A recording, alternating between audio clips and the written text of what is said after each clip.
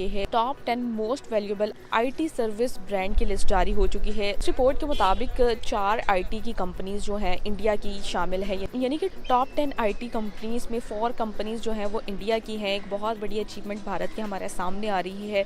जैसे कि आप सब जानते हैं कि इंडिया आईटी सिस्टम में पहले ही बहुत ज़्यादा आगे है। आज की डेट में इंडिया को इंफॉर्मेशन एंड टेक्नोलॉजी का हब कहा जाता है। बहुत बड़ी अचीवमेंट इंडिया के सामने आई है। कंपनीज के बारे में आपको बताती जाऊँ, TCS, विप्रो, HCL और एक और कंपनी इंडिया की शामिल है। इन तमाम कंट्रीज़ की जो मालियत है $40 बिलियन से भी ज़्यादा की हिलाई जा रही है। इसका कंपैरिजन आज हम पाकिस्तान के आईटी सिस्टम से करेंगे और पाकिस्तान के आईटी सिस्टम से कंपैरिजन करते हुए पाकिस्तानी आवाम से सवाल करेंगे और जानेंगे कि पाकिस्तानी आवाम इंडिया की इन कंपनीज़ के हवाले से, आईटी कंपनीज़ के हवाले से क्या राय रखते हैं, क्या सोचते हैं। तो आइए लोगों की जाने पड़ते हैं, हमारे साथ रहिए।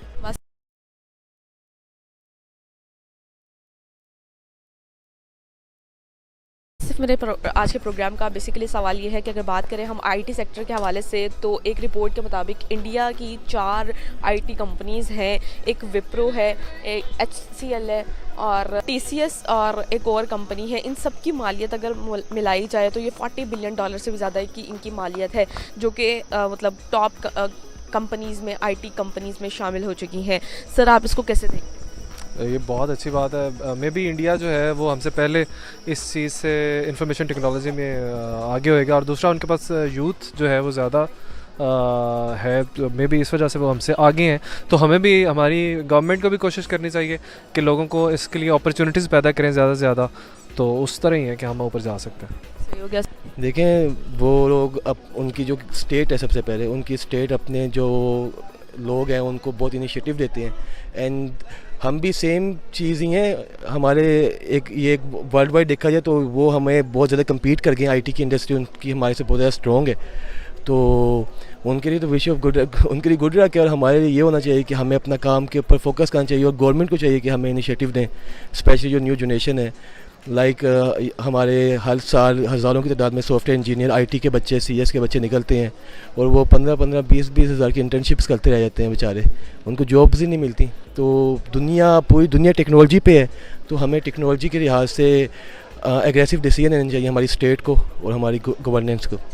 अच्छा सर, ये बताइएगा कि हमने जो ग्रोथ देखने को मिली है पिछले कुछ सालों में उनके आईटी सिस्टम में 50% से भी ज़्यादा हमें ग्रोथ देखने को मिली है उनके आईटी सिस्टम में।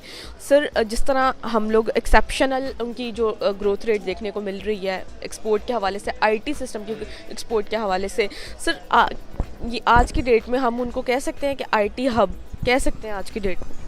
कहना गलत तो नहीं? अरे 50, अब ये नहीं एग्जैक्टली पता, लाइक जैसे आप बता रही हैं कि 40%, तो 10 कंपनीज़ अगर हम देखें ओवरऑल जो बड़ी हैं, तो बिल्कुल आप कह सकते हैं कि 4 कंपनीज़ इंडिया की हैं। और अगर आप देखें बाकी भी जो बड़ी कंपनीज़ हैं आईटी के हवाले से, हाँ जी, वो इंडिया की वो भी की जा सकती है। इंडिया की कंसीडर तो नहीं की जा सकती, लेकिन मतलब उनका एक बॉय जो है वो इतना एजुकेट या हाँ कैपेबल है कि वो उसको रन कर रहे हैं ओवरऑल। यानी कि होल तो इंडिया के ही हो गया। आप कह सकते हैं, नो डाउट।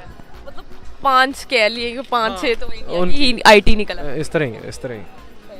अच्छा सर, ये बताइएगा, यानी कि आज की डेट में हम उनको आईटी हब कह सकते हैं, इंफॉर्मेशन टेक्नोलॉजी का हब कह सकते हैं? जी बिल्कुल कह सकते हैं। अच्छा सर, इंडिया इंफॉर्मेशन टेक्नोलॉजी का हब बने हुए काफ़ी टाइम हो गया है, अब हमें ये मान लेना चाहिए, पहली बात।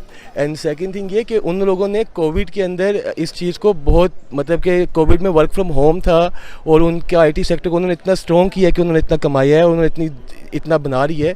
तो इसके ऊपर ये है कि वो डिज़र्व करते हैं, पहली बात तो ये।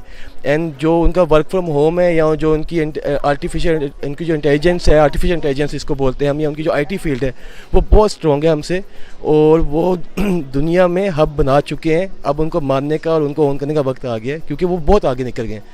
जो गूगल का CEO है वो भी उनका ही था, अब जो आया वो भी उन्हीं में से हैं। तो ये एक अच्छा है, लेकिन हमें इसके ऊपर अपने लिए, हमारे जो बच्चे हैं, जो हम जैसे लोग हैं, हम स्टेट को चाहिए कि ये इन लोगों के लिए कुछ करे, तभी बन सकता है, क्योंकि उनकी स्टेट उनकी आईटी सेक्टर को बहुत सपोर्ट करता है।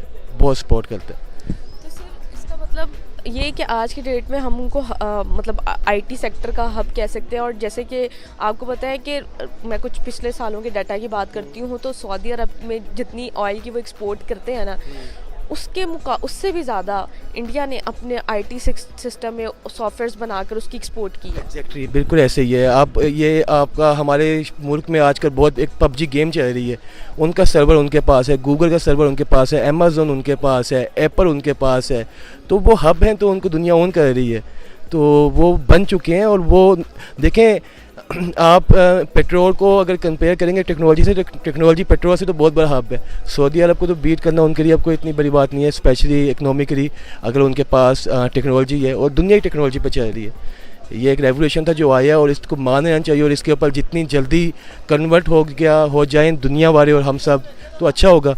कोविड के अंदर आप देखें सब चीज़ें घर से थी, लोगों ने बिज़नेस घर से रन किए हैं, और जिन्होंने किए हैं और जिन्होंने इस मौके को अवेयर किया है वो बन गए हैं। और जो ये कहते रहे हैं कि जी कोविड आ गया है और कुछ भी नहीं होना, तो वो आज भी वहीं पे जहाँ पे पहले थे। इवन कि आपको पता है कि इंडिया में कितनी वर्स्ट सिचुएशन रही कोविड की। उन्होंने जिस तरह कोविड की सिचुएशन को टैकल करने के साथ वर्क फ्रॉम होम की पॉलिसी अप्लाई करके अपनी कंट्री में, और जिस तरह उन्होंने वर्किंग की है, वो आज उनकी नज़र भी आ रही है कि उन्होंने अपने एक्सपोर्ट पे भी कोई फ़र्क नहीं आने दिया, और अपनी आईटी टेक्नोलॉजी में जिस तरह उन्होंने ग्रो किया, तो वो फैक्ट्स एंड फिगर्स तो आपके साथ। देखें ये इसमें ना हम एज ए हम पब्लिक की बात करें तो उनकी जो पब्लिक है ना वो कम से कम स्टेट को ओन भी करती है।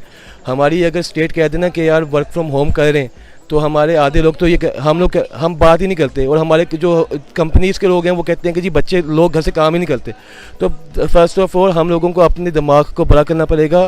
देखें दुनिया जब चेंज हो रही है ना, तो आपको चेंज होना पड़ेगा, चीज़ें मान लेनी चाहिए। और अगर हम लोगों ने बड़ा होना है और हमने कमाना है, तो लाजमी नहीं है कि हम अपनी ही मनमानी करें, हमें दुनिया के साथ, दुनिया की चीज़ों के साथ चलना पड़ेगा। सर देखें जिस तरह इंडिया जो है अपने आईटी सेक्टर में बहुत ज़्यादा शुरू से ग्रो कर रहा है, और अब भी बहुत ज़्यादा हमें ग्रोथ देखने को मिली है। इवन के ग्रोथ के साथ साथ हम उनके आईटी सिस्टम में एक्सपोर्ट बहुत ज़्यादा देख रहे हैं कि वो अपने सॉफ्टवेयर्स को जिस तरह एक्सपोर्ट कर रहे हैं, एक बहुत बड़ा हिस्सा जो है वो कंट्रीब्यूट कर रहे हैं अपनी इकॉनमी में। सर इस सब का क्रेडिट किसको कहता जाता है, मतलब उनकी गवर्नमेंट को, या फिर इसके पीछे कोई और फैक्टर भी है? देखें पहली बात तो ये उनकी जो स्टेट है, उनके स्टेट के नो डाउट उनके इंटरनेशनल रिलेशंस अच्छे होंगे बाहर वालों के साथ। और देन उनकी स्टेट एक ऐसा बाहर वालों को, जो आउट ऑफ कंट्रीज़ के जो बाहर के इन्वेस्टर आते हैं, उनको वो लाजमी एक ऐसा प्लेटफॉर्म देते होंगे कि लोग उनके पास आने में इंटरेस्ट रखते होंगे। देन सेकंड थिंग आप ये भी काउंट करें कि वो दुनिया का दूसरा बड़ा मुल्क है आबादी के लिहाज से। तो जब वो आबादी के लिहाज से बड़ा मुल्क है ना, तो जो बाहर के लोग हैं ना, उनको लेबर भी बहुत चीप मिल जाती है इस लिहाज से, और इसके लिहाज से वो इस तरह भी कमाते हैं। देन जो उनका पढ़ा लिखा तबका है वो स्टेट को भी ऑन करते हैं और स्टेट भी उनको ऑन करती है। तो इस चीज़ को मद्देनज़र रखते हुए हमें चाहिए कि हम अपने जो हमारी यूथ है, जो हमारी यूथ का इतना बच्चा टेक्नोलॉजी में निकलता है, ठीक है, तो हमें चाहिए कि हम उनको सपोर्ट करें। आप इवन अगर हम अपना इलेक्शन काउंट करें 2018 वाला, तो वो उसमें ज़्यादा क्रेडिट हमारी मीडिया को जाता है, सोशल मीडिया इसमें आता है, फेसबुक वगैरह। और इवन फेसबुक में उनकी इतनी बड़ी हायरिंग है, हमारे कोई बंदे भी वहाँ पे नहीं होंगे, गिनती के लोग होंगे जो ऐसी हाईली पोस्टेड पे होंगे। उनकी सारी जो हाईली पोस्टेड लोग हैं वो इंडिया या इसी जगह के होंगे। तो वो मानते हैं इस चीज़ को, उन्होंने मनवा रही है अपने आप को। हमें